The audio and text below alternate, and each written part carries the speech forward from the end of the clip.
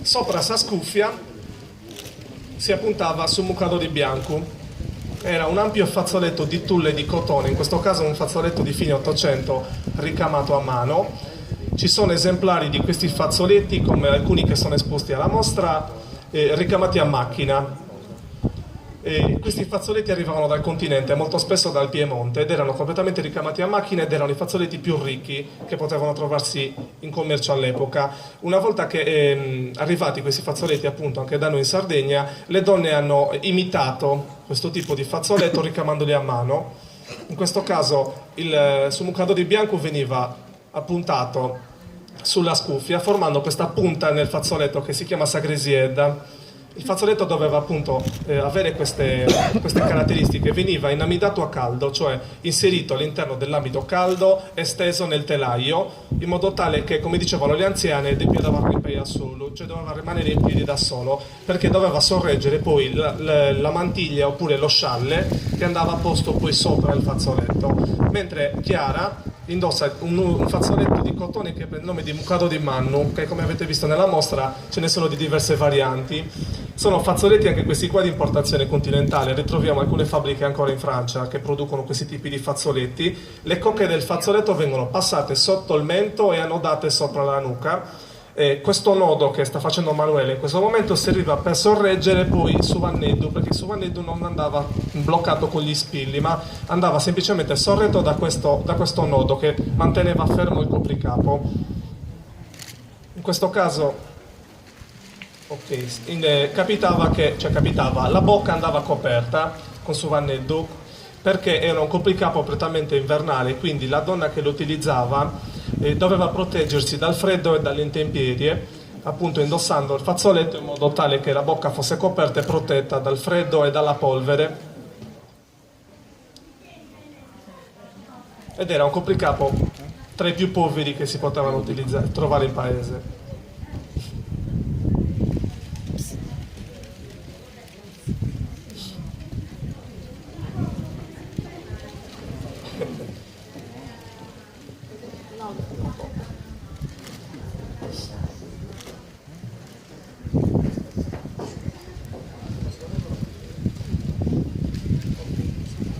Sopra il fazzoletto bianco, un elemento che rende praticamente unico nella Sardegna è questo ampio manto di raso bianco orlato di azzurro che prende il nome di mantiglia. È un elemento di chiara foggia iberica, già dal nome ci riporta alla Spagna. Ed è un copricapo ampiamente documentato da tutti i viaggiatori della Sardegna che sono venuti in Sardegna e sono rimasti colpiti da questo copricapo. Anche il La Marmora, nel viaggio in Sardegna dei primi anni dell'Ottocento, descrive appunto le donne del circondario di Iglesias con questo ampio manto di raso. In questo caso è una mantiglia di fine 800, primo 900, che notiamo che non è blu elettrico come quelle che vediamo oggi, ma erano molto più chiari i colori e il bianco non era bianco ma era una sorta di grigio bianco perla, grigio sporco, stavo dicendo bianco perla. Il velo al di sotto della mantiglia, una volta sposata, la donna lo annodava all'altezza del seno o anche sotto il mento. Quello era a seconda del gusto della donna. Infatti, come vediamo nella fotografia, ci sono due tipi di due donne che indossano il velo e a seconda del gusto personale lo annodavano più o meno alto o lasciavano semplicemente i lembi sporgenti fuori dalla mantiglia.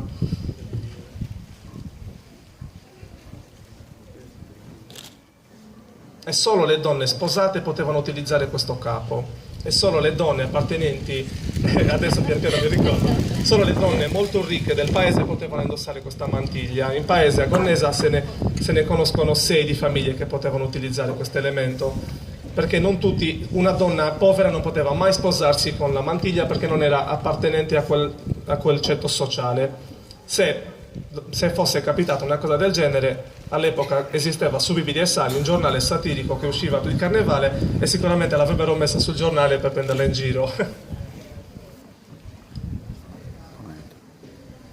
Altri elementi che troviamo nell'abito di gala sono, durante le processioni, un piccolo fazzoletto di cotone bianco che serviva per... Chi è che è il fazzoletto? C'era già, scusate. Un piccolo fazzoletto di pizzo o di cotone bianco, questo qua anche a seconda del gusto, serviva per sorreggere il rosario. In questo caso un rosario dei primi del Novecento in oro. Attenta. E troviamo anche un piccolo libro di preghiere che potevano portare sempre in processione. E in questo caso abbiamo completato l'abito della nostrada.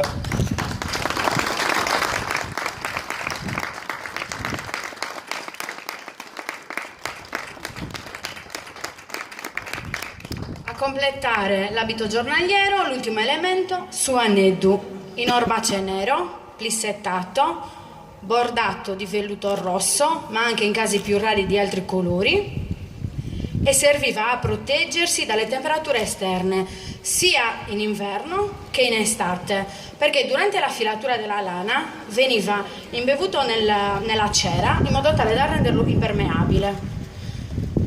E anche il vestito giornaliero è completato.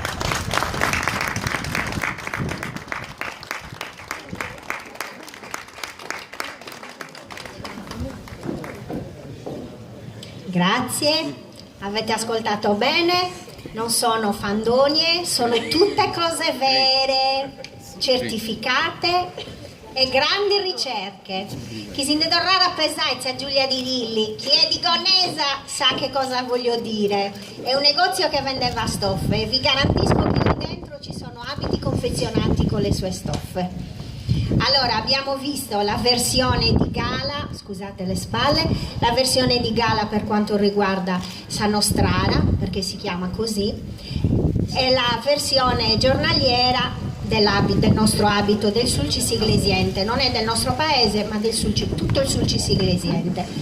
Allora, a questo punto direi di far salire i maschietti per far vedere se arrivano.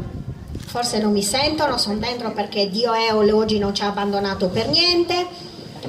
Andiamo a chiamarli. Grazie.